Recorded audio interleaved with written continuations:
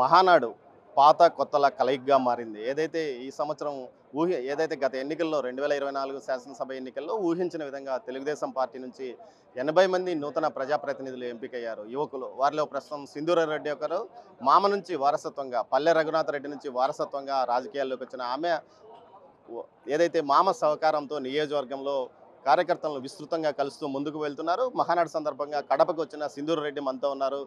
ఆమెతో మాట్లాడే ప్రయత్నం చేద్దాం. మేడం చెప్పండి, ఎలా ఉంది? ఫస్ట్ టైం మహానాడుకు వచ్చారు. మహానాడులో కొత్త రకమైన అనుభూతి అంటే ఎక్కడెక్కడో ఉన్న కార్యకర్తలు ఇక్కడికి వచ్చి వెళ్తుంటారు. ఎవరెవరో కొత్త కొత్త వ్యక్తులు వచ్చి మిమ్మల్ని పలకరిస్తుంటారు. పరిచయం లేని వ్యక్తులు. ఎలా అనిపిస్తుంది? అందరికీ నమస్కారం. ఇవాళ మూడో రోజు మహానాడు కార్యక్రమానికి హాజరైనాం అందరము. చాలా ఆనందంగా ఉంది. నా ఫస్ట్ మహానాడు ఇది. అద్భుతంగా చాలా మంచి ఒక రెస్పాన్స్ ఉంది అనే చెప్పుకోవాలి. అది కడపలో పెట్టినా కూడా ఇంత మంచి రెస్పాన్స్, వైసీపీకి తగిన గుణపాఠం 164 సీట్స్ మ్యాండేట్తో ప్రజలు ఆల్రెడీ లాస్ట్ ఇయర్ ఇచ్చేశారు. కానీ అందరికీ ఒక ప్రాబ్లం అనుకున్నారు కడపలో పెడితే ఏమవుతుందో కానీ ఇక్కడ కూడా ప్రజలందరూ కూడా టీడీపీ ప్రభుత్వాన్ని ఈ సంవత్సరం గడిచాక కూడా ఎంత బాగా ఆదరిస్తున్నారు అనేది మనకి ఇవాళ వచ్చిన జనాభాను చూస్తే అర్థమవుతుంది. చాలా హ్యాపీగా ఉంది. అంత గ్రేట్ విజనరీ లీడర్ కింద వర్క్ చేయడం అంటే ఆయన ఒక విజన్స్తో ఆయన మమ్మల్ని అందరినీ ఫాస్ట్గా ముందు పరిగెట్టిస్తూ ఆయన పరిగెడుతూ మమ్మల్ని ముందుకు తీసుకెళ్తున్న దారి, స్టేట్ని ముందుకు తీసుకెళ్తున్న దారి, ఇట్స్ అమేజింగ్. కార్యకర్తలు ఏదైతే కొత్త కొత్త వాళ్ళు వస్తుంటారు కదా, ఎలా అనిపిస్తుంది? బయట నుంచి వచ్చిన వివిధ జిల్లాల నుంచి వచ్చిన వాళ్ళంతా మిమ్మల్ని పలకరిస్తున్నారు తమ నాయకురాలుగా. ఎలా ఫీల్ అవుతున్నారు? చాలా ఆనందంగా ఉందండి. ఇంత గుర్తింపు వస్తుంది అని ఎప్పుడు అనుకోలేదు. చిన్న కుటుంబం మాది. ముందు పెళ్ళికి ముందు అమ్మ నాన్న నేను మాత్రమే ఉండేవాళ్ళం. తర్వాత పెళ్ళయ్యాక మామయ్య, అత్తయ్య, మా హస్బెండ్, తర్వాత పిల్లలు. అక్కడ నుంచి 2024లో పుట్టపర్తి అంతా కూడా మమేకమై నా ఫ్యామిలీ అయింది.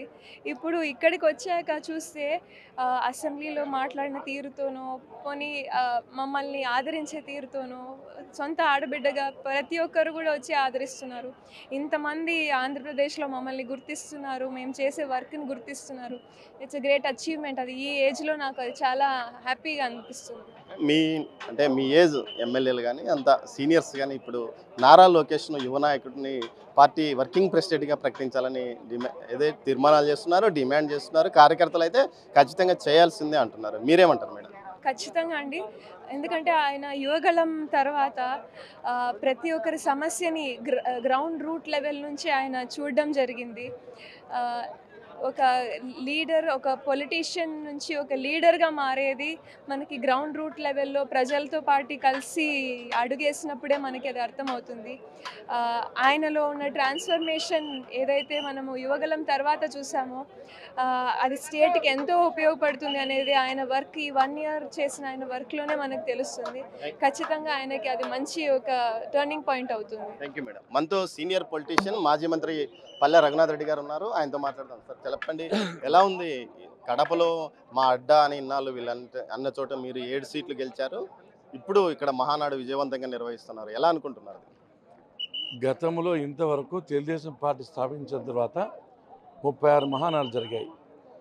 ఏ మహానాడుకు లేని ప్రత్యేకత కడపలో జరుగుతున్న ఈ మహానాడుకు వచ్చింది. కారణం ఏమంటే 2024 సంవత్సరంలో జరిగిన ఎన్నికల్లో తెలుగుదేశం పార్టీ మీద అభిమానంతో, గౌరవంతో 164 సీట్లు బ్రహ్మాండమైన మెజార్టీ వచ్చారు. ప్రజలు నీరాజనం పట్టారు.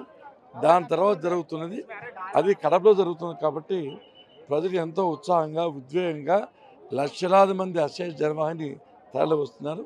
ఇది జగన్మోహన్ రెడ్డి గారికి ఒక గుణపాఠం. ఇది ఎందుకంటే ఈ కడప జిల్లాకు భాష అయినా ఈ జిల్లాకు చేసింది ఏమీ లేదు.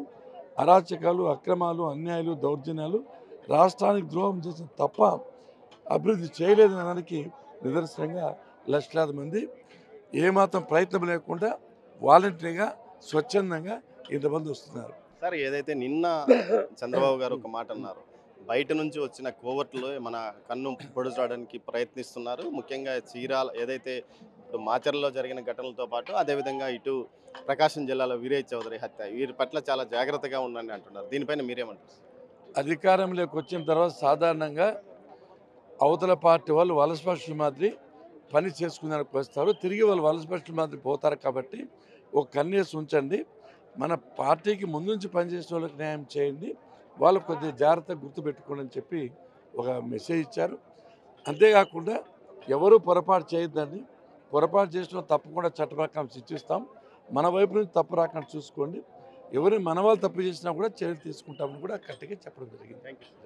ఏదైతే ఇటు మామ కోడళ్ళు ఇద్దరు తెలుగుదేశం పార్టీ యువ నాయకుడు నారా లోకేష్కు పూర్తి స్థాయి పార్టీ పగ్గాలు అప్పగించాలంటున్నారు. అయితే సింధూర రెడ్డి మాత్రం మాట్లాడుతూ తనది ఒక చిన్న కుటుంబము, అలాంటి కుటుంబం నుంచి వచ్చిన తనకు ఒక తెలుగుదేశం పార్టీ అనే పెద్ద కుటుంబంలో చోటు దక్కడం తనకు అదృష్టం అని కూడా ఆమె అంటున్నారు. కెమెరా పర్సన్ పురుషోత్తంతో దామోదర్, కడప మహానాడు ప్రాంగణం నుంచి.